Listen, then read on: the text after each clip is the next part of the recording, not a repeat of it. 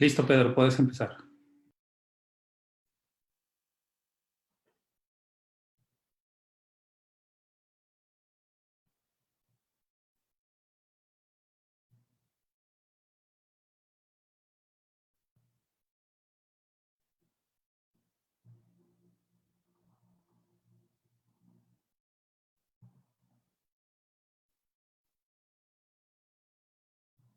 Y buenas tardes. Mi nombre es Pedro Mejía Álvarez. Soy profesor del CINVESTAB Guadalajara, del grupo de telecomunicaciones. Y como parte de la inducción al proceso de admisión de nuestros estudiantes de este cuatrimestre de la maestría y doctorado del CINVESTAB, hemos preparado distintos profesores, distintas pláticas sobre nuestros temas de investigación. En esta ocasión me ha tocado a mí preparar una de mis áreas de investigación que es sobre pruebas de software. Estos son los tópicos que cubriremos, qué son las pruebas, por qué son importantes, cuáles son las fuentes de errores en el software, qué es la verificación y validación, cuál sería el proceso de pruebas y cuáles serían algunas de las técnicas de pruebas de software. Como motivación a este tema, es importante mencionar que no hay ningún software que haya sido desarrollado, sobre todo software de mucha complejidad, de muchas líneas de código, que no haya presentado algún problema en su funcionamiento, algún error en el software. Entre estos podemos mencionar, por ejemplo, uno muy importante que se presentó en la NASA de un rover que se envió a Marte en septiembre de 1999, que se impactó en la superficie de Marte debido a algunos problemas en el software. Otro ejemplo importante y muy famoso es el de una máquina de radiación en Inglaterra que se le conoció como Terac 25, que debido a que el software no fue ampliamente probado en esa máquina, pues al tratar de, es una máquina de rayos X, al tratar a varios pacientes, pues varios de ellos fallecieron porque les mandó una radiación, un índice de radiación bastante alto que mató a varios pacientes. Otra muy importante y muy citada fuente de errores se encontró en un cohete que se mandó por la agencia europea Ariane ya hace bastante tiempo, cerca de 20 años. Se mandó al espacio y no duró ni siquiera medio minuto en el espacio cuando explotó debido a un error también en el software. Y así se les podría extenderme en muchos tipos de errores en el software. Creo que todos los que desarrollamos software de alguna manera nos hemos dado cuenta de que pues, el software es muy, puede causar muchos fallos en muchas ocasiones porque no está bien diseñado.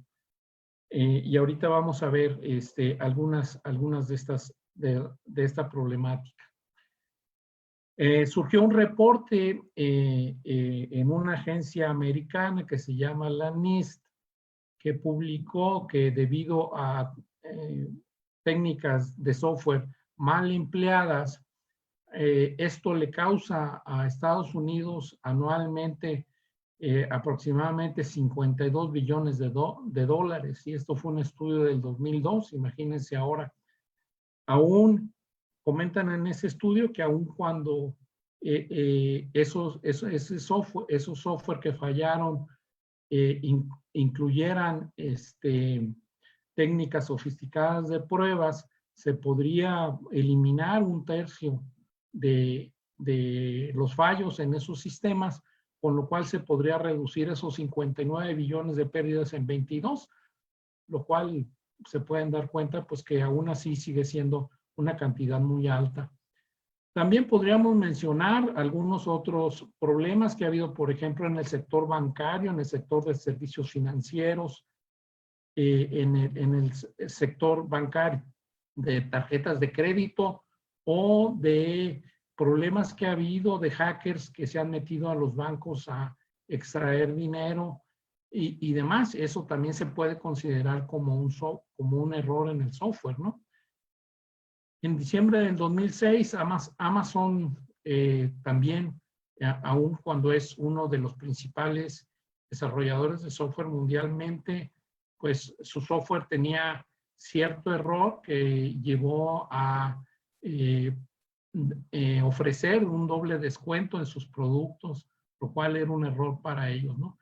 Entonces, bueno, aquí se puede ver mediante varios ejemplos, pues que casi todo el software que se desarrolla, sobre todo el software muy grande de miles o millones de líneas de código, pues puede tener todos ellos algún error, ¿no? Entonces el problema ahora es qué hacemos para eliminar ese error. También hubo otro estudio que se hizo en los Estados Unidos también, en el cual se fueron a varias compañías como Amazon, Google, MySpace, Yahoo, varios bancos, el New York Times, y se hicieron varias pruebas para ver cuántos errores producían el software que utilizaban esas distintas compañías, y pues sacaron esta gráfica en donde se puede ver cómo todas esas compañías, aún aquellas como Google o Amazon, aún ellas, aunque producen pocos errores, esas compañías, aún se encuentran latentes esos errores y causan grandes pérdidas. Esto se debe a que, bueno, pues actualmente el software es una parte de toda nuestra vida diaria, ¿no? Nosotros encontramos el software en todo tipo de aplicaciones que nosotros tenemos en nuestra vida diaria. Nosotros mismos, personalmente, todos cargamos con un celular o con algún dispositivo, con alguna computadora que ejecuta software, ¿no? En nuestra vida diaria, cuando salimos y usamos nuestro coche, tiene computadoras, nuestro coche tiene chips que son controladas por el software. Si vamos a un tren, el tren tiene computadoras también, los aviones, los bancos que visitamos, los sistemas de telecomunicaciones, en los hospitales, etcétera. Toda nuestra vida diaria está rodeada de computadoras que son controladas por software, ¿no? Entonces, el software pues define un comportamiento. En realidad, hace 40, 50 años no teníamos este tipo de vida diaria que tenemos ahora, que estamos rodeados de tanto software, ¿sí?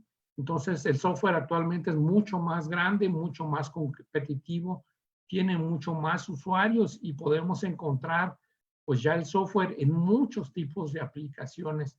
No podemos concebir actualmente nuestra vida diaria sin el uso de computadoras y del software, ¿no? Entonces, pues es lógico que estas computadoras fallen, ¿no? Todos los que tienen un coche, por ejemplo, pues ese coche en un momento dado, pues tienen que fallar y tenemos que llevarlo al mecánico. Entonces, pues esto pasa también con las computadoras también pueden fallar, y no solo por el software, sino también por la interacción con el hardware sobre el que operan, ¿no? ¿Cómo hemos llegado a esta problemática? Bueno, pues han habido ya esa expansión del software que les comento, y además está la problemática de que el software cada vez se ha hecho más grande, ha explotado, se ha hecho mucho más grande. Aquí podemos ver un ejemplo de los sistemas operativos, por ejemplo, ¿sí? Desde los primeros Windows que aparecieron hasta pues, un ejemplo de hace 10 años de Windows Vista, que contaba en aquel momento con unos 50 millones de líneas de código. Entonces, pues esa complejidad lleva a producir errores en el diseño, en la especificación y en la programación de ese software. Bueno, tengo que empezar diciendo que para desarrollar un software, lo primero que hay que hacer es una especificación. Se quiere hacer un software, entonces se van y se recolectan los requerimientos de ese software, después se hace un diseño del software, este diseño se pasa a una integración, se pasa a conjuntar todas las partes que se han diseñado para implementarlas en un código, ¿sí? O a integrarlas en distintos códigos que ya hayan estado hechos o que están siendo programados. Y después de la codificación sería, en teoría, la etapa de pruebas, ¿no? Una vez que se termina la etapa de pruebas y que se concluye que el software pues tiene un razonable índice de calidad para que pueda ser operado, para que pueda ser usado por usuarios, entonces ya uno va y lo implementa sobre alguna plataforma o sobre un servicio. Por ejemplo, podría darles el ejemplo de un cajero automático de un banco. Desarrollamos toda la aplicación, la implementamos en el cajero y entonces vamos al banco y conectamos este cajero con los servicios del banco para que este cajero nos pueda dar dinero de nuestras cuentas bancarias. Una vez que se ha implementado y que se está utilizando este software, la última etapa se le conoce como mantenimiento, ¿sí? El software va a fallar, el software va a cambiar, el software está cambiando, evolucionando, van a cambiar los compiladores, van a cambiar los sistemas de base de datos y los lenguajes, y a lo mejor nos vamos a encontrar con errores. Entonces se necesita esta etapa de mantenimiento para estar actualizando este software. Entonces, como podemos ver en esta gráfica, el tiempo que nos tardamos de esfuerzo en hacer todo este proceso de ingeniería de software, nos dice que en la especificación normalmente nos tardamos un 10%, en el diseño 15%, en la integración y en la codificación un 30%, y nos tardamos mucho más en las pruebas, o sea, el 45%. Entonces, para el desarrollo de este proceso, pues se siguen muy distintas metodologías, ¿no? Entonces, aquí el problema está en que queremos probar el software no solamente hasta después de que lo hayamos implementado. ¿Por qué? Porque si detectamos que hay algún error en el software, pues vamos a tener que hacernos hacia atrás, hacer ingeniería en reversa, irnos hacia el diseño, irnos hacia los requerimientos para buscar en dónde estuvo el fallo de lo que hicimos. A lo mejor estuvo en un bug de programación, pero a lo mejor puede ser que haya estado en el diseño o en los mismos requerimientos que los capturamos más. Entonces, el costo de hacer una prueba tardía, entre más tarde se hace, pues es más costoso, ¿sí? Entonces, bueno, también nos podemos poner a pensar de que el costo de no hacer pruebas, pues es todavía mucho más alto, ¿no? Y eso pasa con muchos programadores que reciben una especificación de un software, se van a la computadora, se ponen a programarlo y directo se lo llevan al cliente sin hacerle ninguna prueba. Entonces, lo que puede pasar ahí es que el cliente empieza a usar esa aplicación y le empiezan a dar fallos sin ningún control y que ni él ni el desarrollador sepan por qué están ocurriendo esto. Entonces, el costo de no hacer pruebas es bastante alto, ¿sí?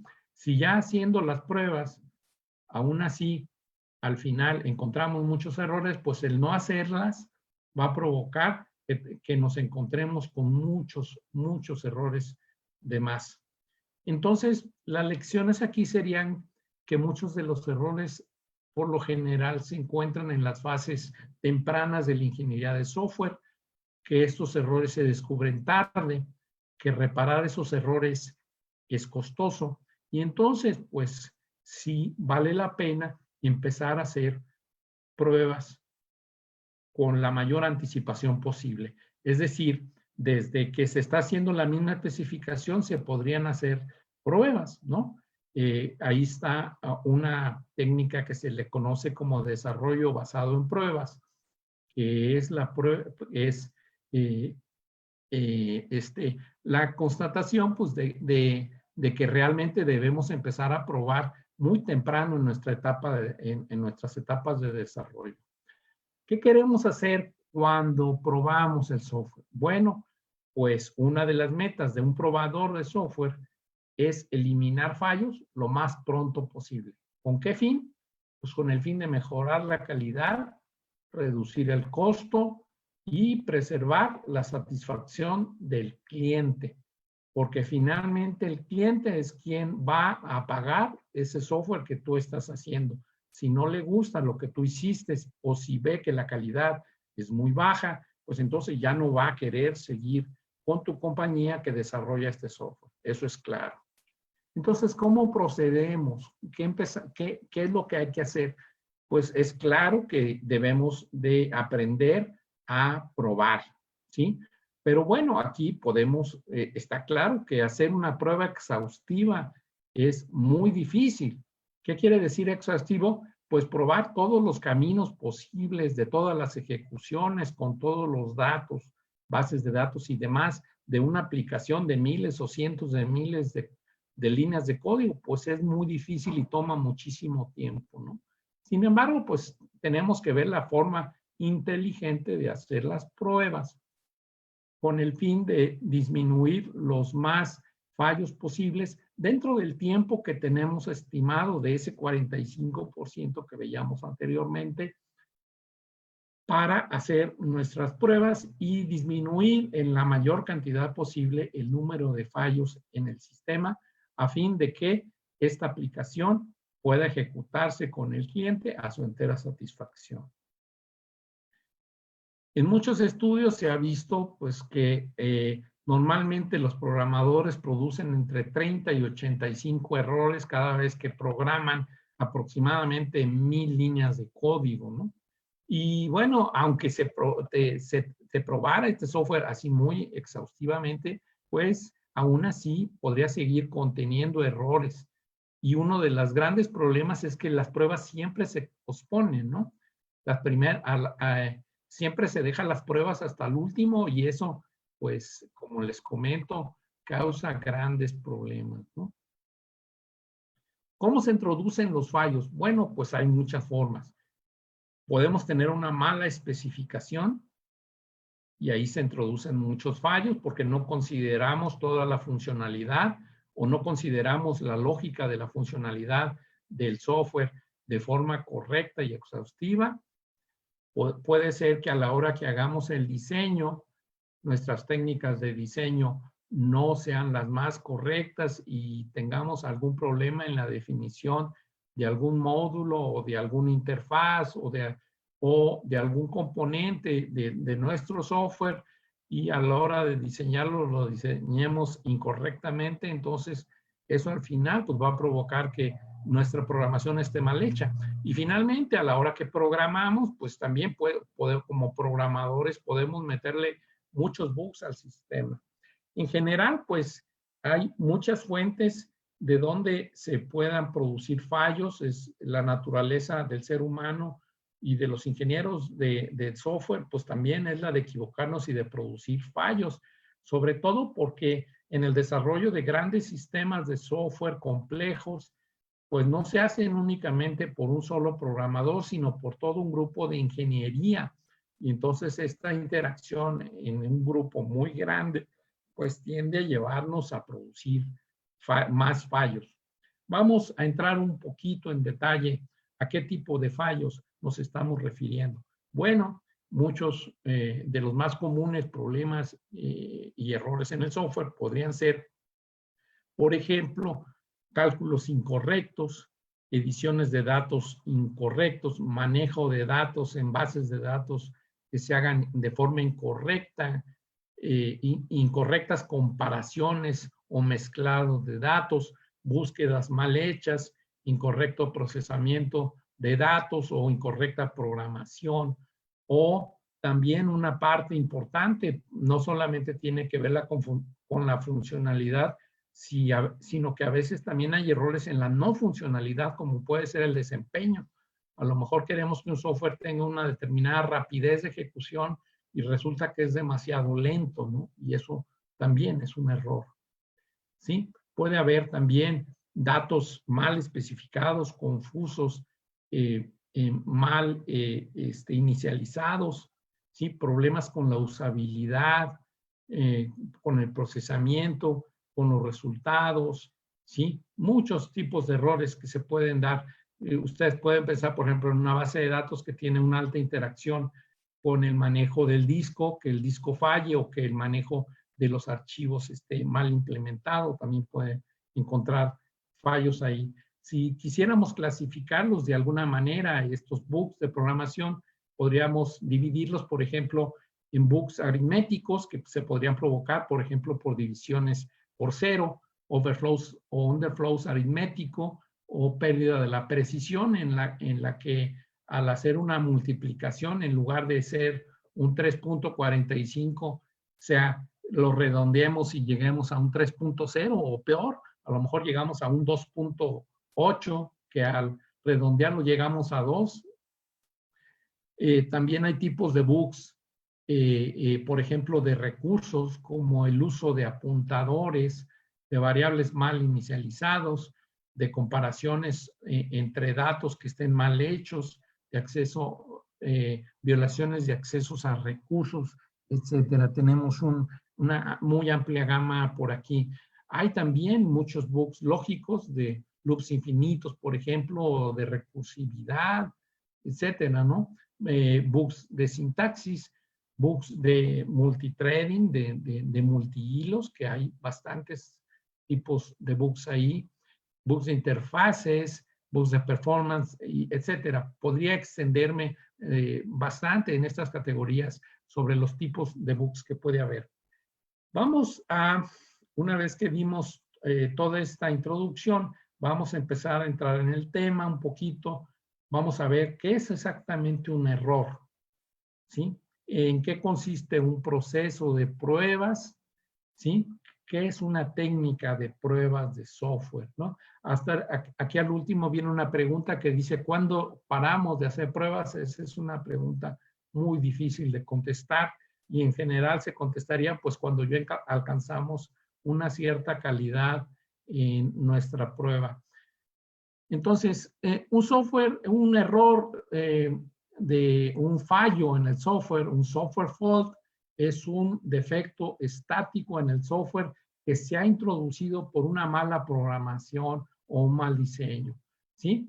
Ese software puede estar, ese bug o ese software fault puede estar en nuestro programa y no ejecutarse nunca o no darse nunca la condición para que se ejecute ese defecto, ¿sí?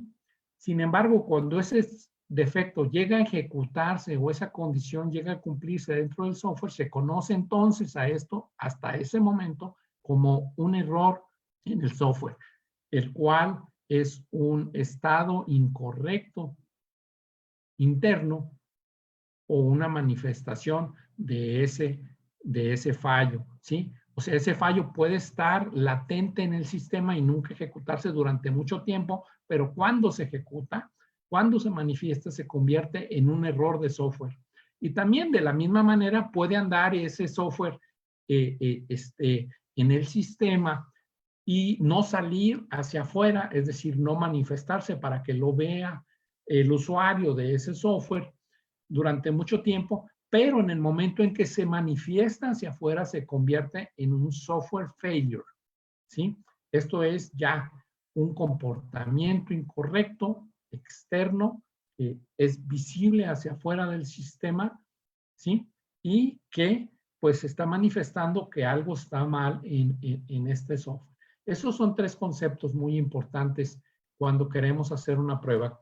Quisiera, para ejemplificar esto, poner este ejemplo de programación en el cual ustedes pueden ver un programa aquí que lo que está haciendo es una búsqueda en un arreglo de todos los elementos que tengan un valor 0 en ese arreglo. No sé si rápidamente puedan ver ustedes dónde está el problema, pero vamos a localizarlo aquí. El fallo es de que este arreglo empieza en 0 y no empieza en 1. Entonces, pues bueno, ese fallo puede estar latente si nunca se localiza un 0 ahí, pero en el momento en que se localice un 0 ahí, ya tenemos una manifestación o un error, ¿sí? Entonces, podríamos tener el ejemplo de este arreglo 0, 2 y 7, ¿sí? Nosotros esperamos ver que nuestro contador nos diga que hay un 0, pero la ejecución de este programa nos va a decir que no hay ningún 0, ¿sí?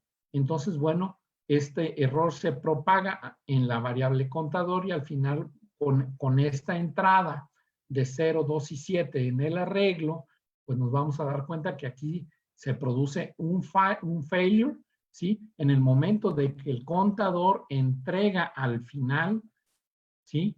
Su contabilidad de cuántos ceros hubo ahí. Ese es un ejemplo de estos tres conceptos, ¿sí?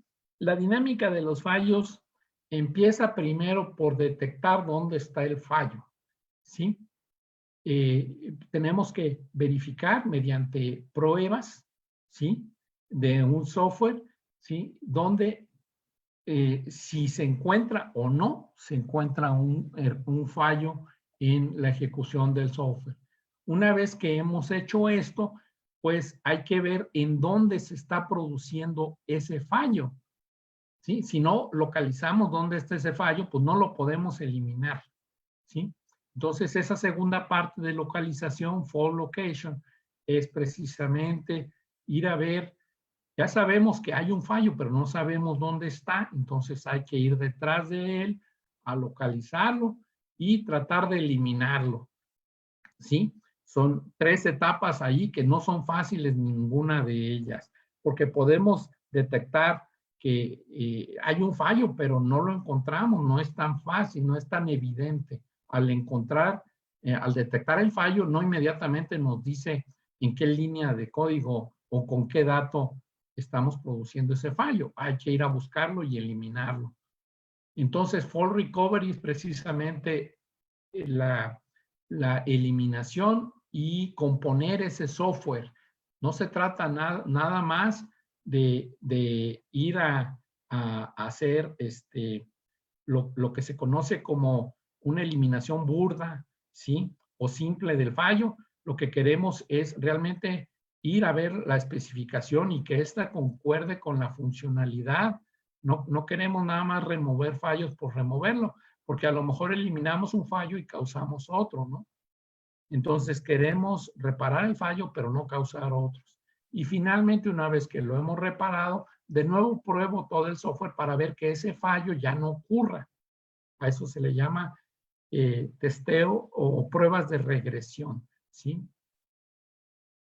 Entonces, ¿cuáles son nuestras metas durante las pruebas? Encontrar tantos fallos como sea posible. El objetivo 2 es estar en la confianza de que el software trabaja adecuadamente con una alta calidad y que ya casi no tiene fallos. Es imposible, lo debo decir desde ahora, garantizar que uno va a desarrollar un software 100% libre de fallos. A no ser que, claro, desarrollen un software de 50 líneas de código o menos, ¿no? Pero cuando se está tratando de cientos de miles de líneas de código, es muy difícil garantizar eso. El objetivo 4 es estar seguro de que el cliente aprueba este software, ¿sí? Entonces, ahora que sabemos lo que es probar, debemos de saber cómo probar este software. Y para esto, pues debemos de trazar un plan de pruebas de software que consiste en los siguientes puntos. Primero, tenemos que tener un proceso de pruebas. Tenemos que tener una forma de rastrear los fallos una vez que se encuentren. Es decir, si encontramos un fallo, tenemos que ver dónde nos equivocamos, en qué parte. Puede ser que nos hayamos equivocado al programar mal el software en su programación, o el fallo esté en el diseño, o puede ser que esté en los requerimientos. Entonces tenemos que ver buscar una forma de rastrear dónde está el fallo. Tenemos que ir a hacer una lista de objetos, una lista de cosas que queremos nosotros probar. Puede ser que queramos probar los objetos en una programación basada en objetos, puede ser que queramos probar módulos, o queramos probar una base de datos, etcétera. Tenemos que tener todos los componentes que queremos nosotros probar. Después de esto, hacer un plan, una planificación en el tiempo de cuánto tiempo tenemos para probar, porque el tiempo para probar tampoco va a ser infinito. Tenemos que tener procedimientos para grabar nuestras pruebas y para poder tener constancia de lo que se probó y de los errores que se encontraron, requerimientos de hardware y software y restricciones en nuestras pruebas. Esto es un plan que vamos a hacer para hacer nuestras pruebas. Se le llama plan de pruebas de software. Muy bien. Nosotros podríamos dividir nuestras pruebas en dos partes, en una estática y en una dinámica. La parte estática consiste en hacer inspecciones de software, es decir, antes de ejecutar el software, yo lo voy a inspeccionar de forma estática, como podría ser, por ejemplo, ir a verificar el código y leerlo y tratar de extraer de ahí problemas y fallos, ¿sí? O ya irlo a ejecutar de forma dinámica mediante pruebas para ir a ejercitar el comportamiento del software y observar su desempeño, observar su ejecución con el fin de detectar estos fallos. Entonces, software testing o pruebas de software es una verificación dinámica. Una vez que hacemos esto, las pruebas de software se complementan con la depuración. Aquí en la depuración es precisamente en donde nosotros vamos a verificar en dónde está el fallo y a eliminarlo. Eso es lo que hacemos en la depuración. Entonces, las pruebas y la depuración son dos procedimientos que van de la mano uno con otro, uno después del otro, pero que interactúan entre sí. Finalmente, una parte importante también de esta verificación dinámica se le conoce como tolerancia a fallos. Es decir, si nosotros ya pasamos por el proceso de pruebas y ya vamos a ejecutar el sistema, pues podríamos incluirle mecanismos a nuestro software para detectar si se producen fallos en la ejecución. Y esto tiene que ver también con qué tan crítico sea el sistema. Por ejemplo, un software de un cajero automático, pues tiene mucha más baja criticidad que un software que se ejecuta, por ejemplo, en el software del tren, por ejemplo, del metro de la Ciudad de México, ¿sí? O un software que se ejecuta sobre un avión. ¿Por qué? Pues porque si falla el software del avión, pues el avión puede caer y perjudicar las vidas de la gente que va en el avión. Sin embargo, si falla el cajero automático, pues lo más que puede pasar es de que uno se cambie de banco o tenga uno que esperar mucho por una transacción o etcétera, ¿no? Pero la criticidad, entonces, pues es importante para nosotros incluirle tolerancia a fallos o no a un sistema. Muy bien. Entonces, empezamos con el proceso de pruebas de software, ¿sí? El cual comienza, ¿sí? Con delimitar cuál es el software que nosotros vamos a hacer y cuál es su alcance en el equipo de hardware que va a manejar este software. Puede ser que sea una computadora simple, puede ser que sea un teléfono celular, puede ser que sea un cajero automático, puede ser un robot que está, por ejemplo, ensamblando partes de un coche, en una armadora de coches. Entonces tenemos que saber cuál es el software que se va a probar. Una vez que tenemos esto, entonces pasamos a este proceso diseñando casos de prueba. ¿Qué son los casos de prueba? Son procedimientos con los cuales nosotros vamos a verificar cómo vamos a hacer nuestra prueba. Vamos a hacer casos de prueba, es decir, le vamos a inyectar entradas de cierta manera a nuestro software. esos casos de prueba están constituidos por datos de prueba, ¿sí?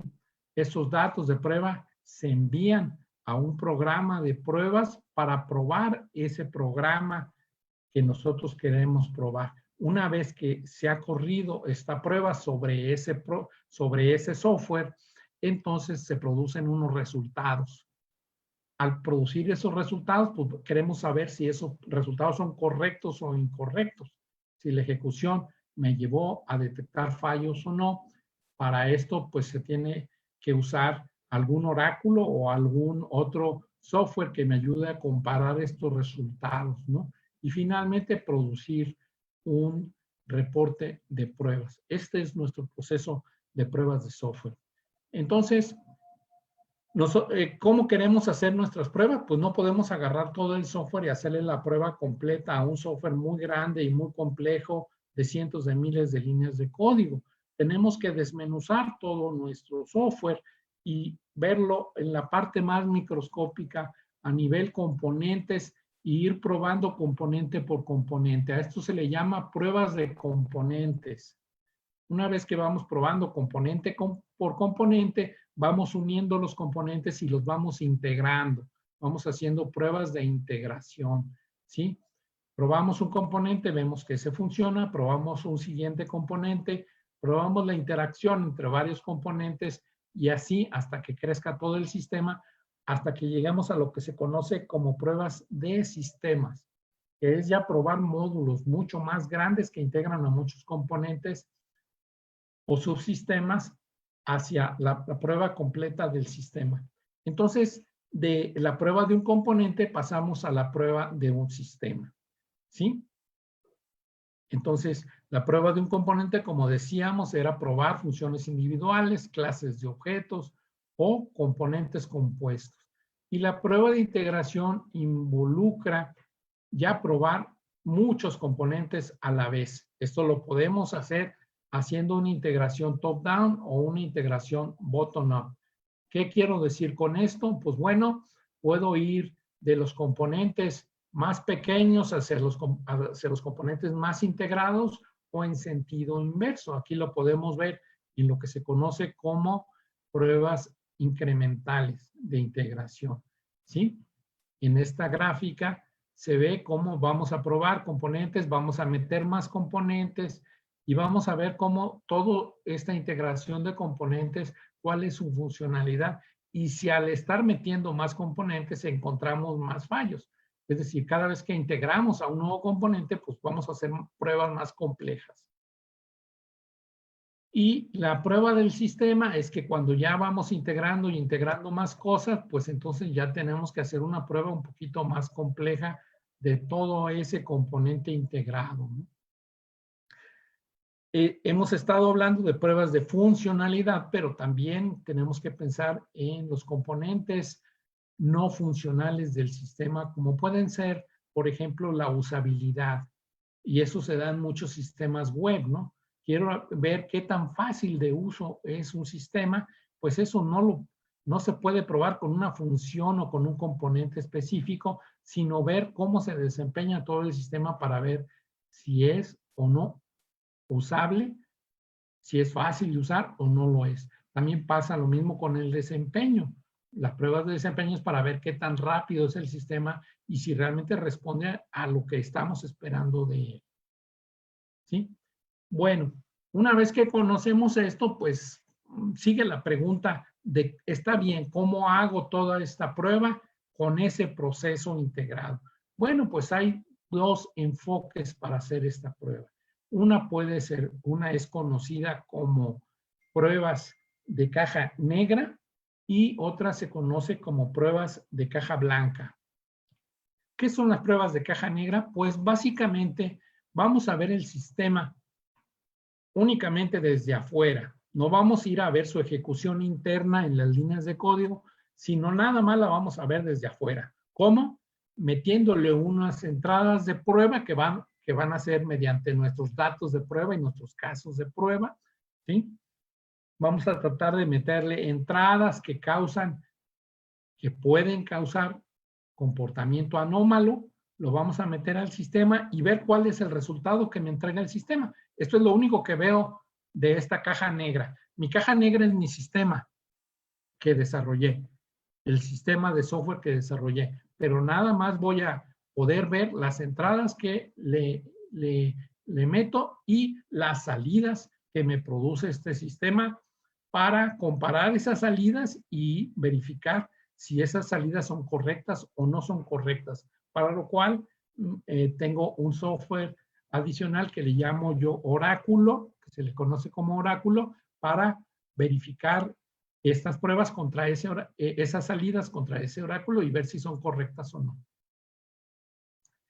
Entonces, las guías para hacer estas pruebas es tratar de encontrar, tratar de escoger entradas que forzan al sistema a generar errores, ¿sí? Si todas las pruebas las hago mandándole puras entradas buenas, pues me va a salir, si el sistema funciona bien, pues no se va a encontrar ningún error. Lo que yo quiero es tratar de meterle entradas al sistema que produzcan un comportamiento erróneo, ¿no? Y tratar de forzar a que el sistema se comporte mal. Es lo que ando buscando, ¿no? Buscando esos fallos. Entonces, esas son las guías que tengo que implementar al probar, en este caso. Y una técnica para eso se le conoce como pruebas de partición. Es decir, partir nuestras entradas de distinta forma. Vamos a ver cómo se hace esto mediante un ejemplo. A esto se le conoce a establecer clases en estas entradas para distinguir los tipos distintos de entradas que yo le puedo meter al sistema. En este caso se le conoce como particiones de equivalencia o dominios diferentes, donde con cada una de estas particiones el programa o el software se debería de comportar de diferente manera para cada una de estas clases. Entonces, en base a estas clases, es como nosotros hacemos casos de prueba, ¿no? ¿Sí? Cada partición de equivalencia va a ser un caso de prueba para ese tipo de entrada que yo le quiero dar. Ok, aquí tenemos un ejemplo muy sencillo en el que mis particiones de equivalencia son dos, nada más, las entradas válidas y las entradas inválidas. Se supone que si yo le doy entradas válidas al sistema, las salidas deben de ser salidas válidas. Claro, si mis salidas son inválidas ante una entrada válida, pues también es un fallo, ¿no? Pero en general, si yo le doy entradas inválidas, pues también el sistema me debe de encontrar salidas inválidas, ¿no? Y si no, pues ahí empiezo a detectar dónde están los fallos. Muy bien. Entonces, bueno, otra partición de equivalencia puede ser, por ejemplo, parto las entradas en las entradas menores al valor 4, ¿sí? Las entradas entre el valor 4 y el valor 1, o las entradas de 1 para abajo, ¿no? O si los valores fueron, si van entre el 0 y el 1000, pues podría decir, bueno, todas las entradas que van del 500 al 1000 es una partición, del 200 al 500 es otra, y del 0 al 200 es otra partición. Vamos a ver un ejemplo que nos va a ayudar a entender esta técnica y podríamos verlo mediante una rutina de búsqueda en un arreglo, ¿sí? Ya sabemos que lo que queremos es buscar, darle un elemento clave, buscar un número X dentro de un arreglo, a ver si se encuentra de ese arreglo o no. Hay una precondición en este arreglo, pues que al menos ese arreglo tenga un elemento, ¿no? Porque si no tiene elementos, pues no tengo ninguna búsqueda que hacer. Y la poscondición es una de dos, o que el elemento que estoy buscando se encuentre en ese arreglo, o que el elemento no esté en el arreglo. Hay esas dos poscondiciones. Ok, entonces puedo hacer mis particiones de equivalencia, ¿sí? De la siguiente manera. Con entradas que conforman la precondición es una. Con entradas que conforman la precondición, pero que la precondición no se cumple, es otra partición. o entradas donde el elemento clave es miembro si es miembro del arreglo, es otra precondición, o cuando no se encuentra ese elemento del arreglo, podríamos poner aquí como otra precondición. Entonces ya tenemos 4 precondiciones, ¿no? Entonces, tenemos aquí un ejemplo, ¿sí? Con esas precondiciones, ¿sí? Tenemos una secuencia de entradas, por ejemplo, aquí se puede ver de que nuestro arreglo tiene, en el primer caso, 17. Si le pasamos la llave 17, pues se supone que debería de encontrarla. Entonces, nuestra salida es correcta. Pero si le pasamos el 17 y tiene como elementos el 17 y nuestra llave es el 0, pues se supone que no debería estar el 0 en este arreglo, porque nada más tiene un elemento que es el 17. Vamos a ver el tercer caso, que es 17, 29, 21 y 23. Nuestra primera clave, nuestra primera llave sería, quiero ver si el número 17 está en mi arreglo. Debería ser verdadero, ¿sí? Otra sería, por ejemplo, en el siguiente arreglo de 41, 18, 9, 31, 30, 16 y 45, le paso el 45 y casualmente fíjense cómo el número está hasta el mero final y esas son condiciones de frontera, ¿no? También es un caso de prueba a probar, también tratar de encontrar casos de frontera. Tenemos el penúltimo ejemplo en donde tenemos este arreglo en el que le pasamos el número 23 y se encuentra exactamente en el medio y también lo encuentra, porque sí está. Malo sería que le pasáramos el 23 y no lo encontrara. Si no lo encuentra, entonces quiere decir que mi caja negra, adentro de ese software, hay algo que se está ejecutando mal. No sé en dónde, pero al menos si le paso ese 23, sé que está el 23 allá adentro y mi software no lo encuentra, sé que estoy encontrando un fallo. ¿Ok? Entonces, así es como descubro si se encuentran fallos o no. Viendo en programas como este, en la ejecución de programas como este, si la salida me da resultados correctos o me da resultados incorrectos. Otra técnica se le conoce como técnica de caja blanca o técnica estructural. Y en este caso, ¿sí? También tenemos nuestras particiones de equivalencia, pero cabe señalar que en el caso de la caja blanca, ¿sí? Nosotros sí tenemos conocimiento de las líneas de código por donde se va ejecutando nuestro software. Tenemos manera de rastrear la ejecución del software línea por línea y saber qué está pasando en cada caso, ¿sí? Vamos aquí a poner el mismo ejemplo, ¿sí?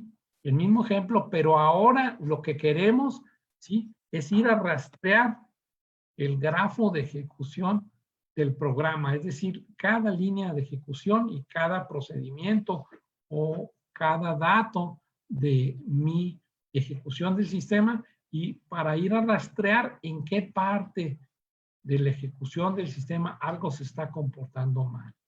Entonces, esta técnica de caja blanca es similar a la negra, pero además de poderle dar las entradas y obtener unas salidas, puedo ver también qué pasa durante la ejecución.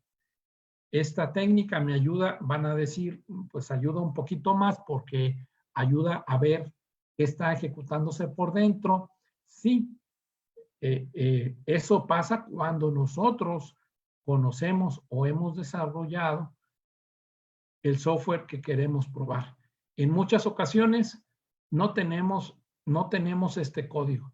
En muchas ocasiones se nos da un código a probar, pero no nos dan el código, quizá porque la empresa que nos está dando el software a probar, pues tiene derechos que uno no quiere que se violen, no quieren que vean el código por dentro, ¿sí? Por ejemplo, si nosotros hacemos si el software que estamos probando es de IBM, pues IBM nos va a decir, no quiero que veas mi código, ¿no?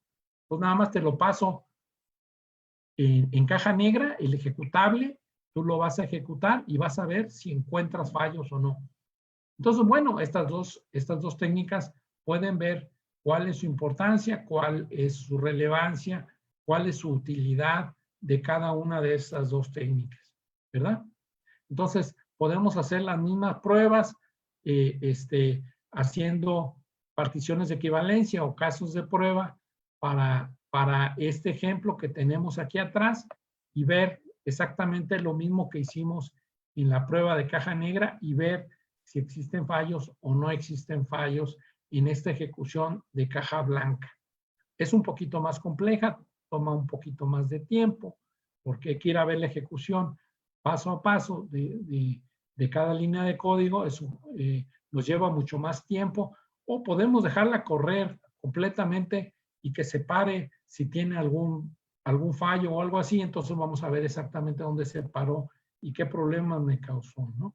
Esto lo puedo hacer también mediante el uso de depuradores, ¿no? También las pruebas de caja blanca se pueden llevar a cabo utilizando depuradores. Muy bien. Una vez que conozco estas técnicas, una vez que conozco qué son las pruebas, para qué me sirven, qué puedo hacer con ellas, aún surge la duda que había puesto en un principio. Bueno, pero sí, tengo un sistema, ¿qué tantas pruebas debo de hacerle? ¿Sí? ¿Cuántos casos de prueba debo de hacer para probar todo este software, dado que es muy complejo?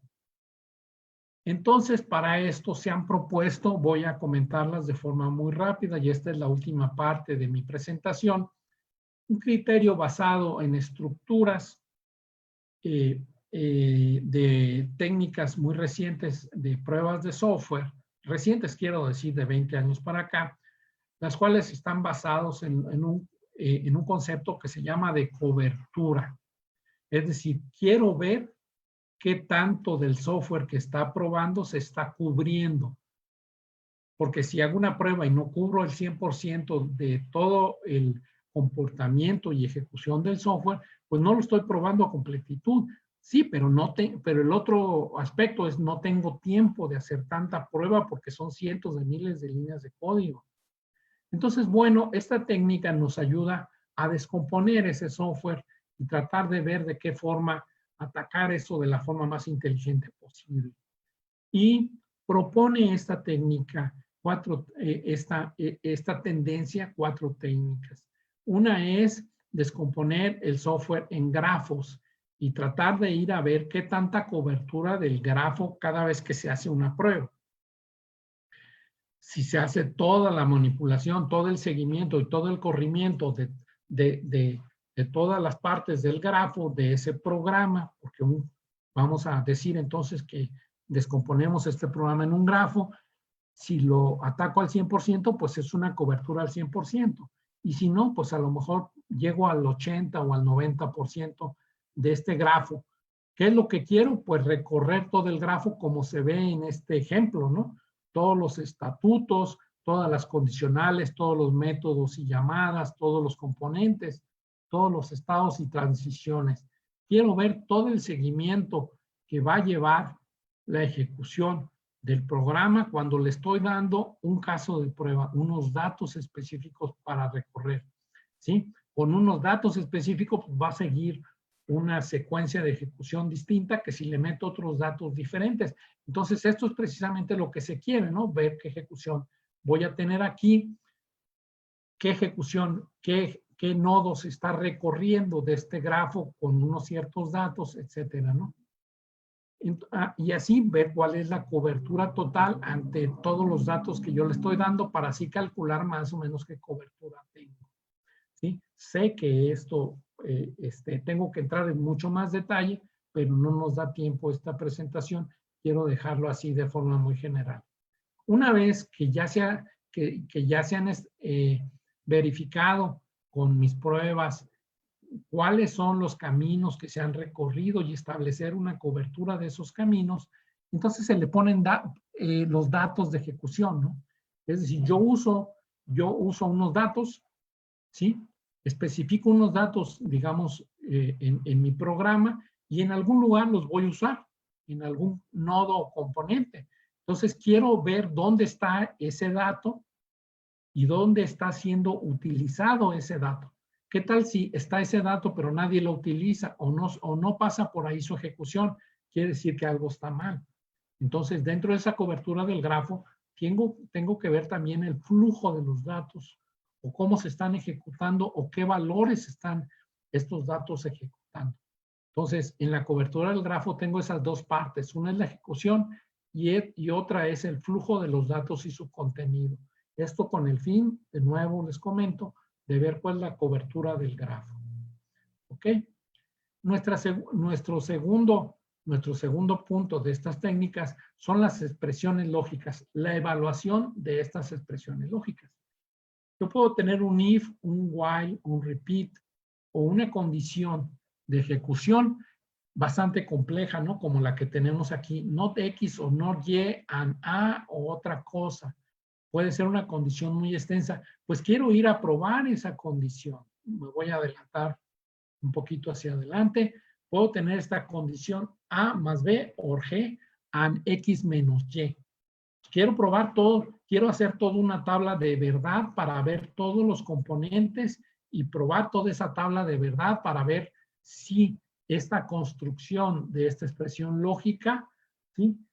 ¿Tiene algún problema o no tiene algún problema en su evaluación? ¿Qué tal si alguna evaluación de esta expresión nos lleva a una expresión lógica incorrecta, algún dato incorrecto? Pues eso es lo que quiero probar en este caso, ¿no? Si esta expresión lógica en alguna de sus evaluaciones me da algún problema o no. En tercer lugar, esta técnica me da lo que es el dominio de las entradas, así como hicimos en nuestro ejemplo de particiones de equivalencia, en donde partimos nuestras entradas en distintos tipos. Esto es precisamente lo que se quiere hacer aquí, identificar entradas, parámetros o distintas categorizaciones, distintas particiones de esos datos. El mejor ejemplo son estas particiones de equivalencia aquí. Esta es la tercera técnica. Y la cuarta técnica de cobertura es lo que se conoce como estructuras sintácticas. Quiero ir a ver las estructuras sintácticas y analizarlas. Quiero ir a ver la ejecución de ellas y ver si su ejecución es correcta o no, o me deriva en distintos tipos de salidas de esa estructura sintáctica nada más. Quiero irla a ejecutar. Por ejemplo, aquí tenemos un caso, if x mayor que y, me da z igual a x menor que y, y si no, me da z igual a 2 por x. Quiero ir a analizar eso, ¿sí? Ese algoritmo pequeño y irme hasta el algoritmo más grande para analizarlo y ver si ese algoritmo es correcto en su ejecución o no. Ese es el análisis de esta estructura correcta, sintáctica. Entonces, con esto terminamos nuestra presentación. Espero que con estas técnicas, con esta motivación, nos haya llevado a tener un poco más de interés en esta área de las pruebas y en general a desarrollar un buen software, ¿no? Eso es lo que se quiere. No solamente ir a verificar las pruebas como tal, sino hacer software de calidad. Este es el propósito de las pruebas finalmente. Agradezco mucho su participación. Quiero comentarles que esta plática forma parte de las pláticas de inducción a nuestra maestría. Pueden ir a ver en la página del Cinvestav Guadalajara, que tengo aquí en esta diapositiva, para ir a ver cuáles son los requisitos del acceso a los distintos grupos que tenemos de ingeniería eléctrica en nuestra unidad. Agradezco mucho su interés en esta plática y espero verlos en un futuro próximo. Muchas gracias.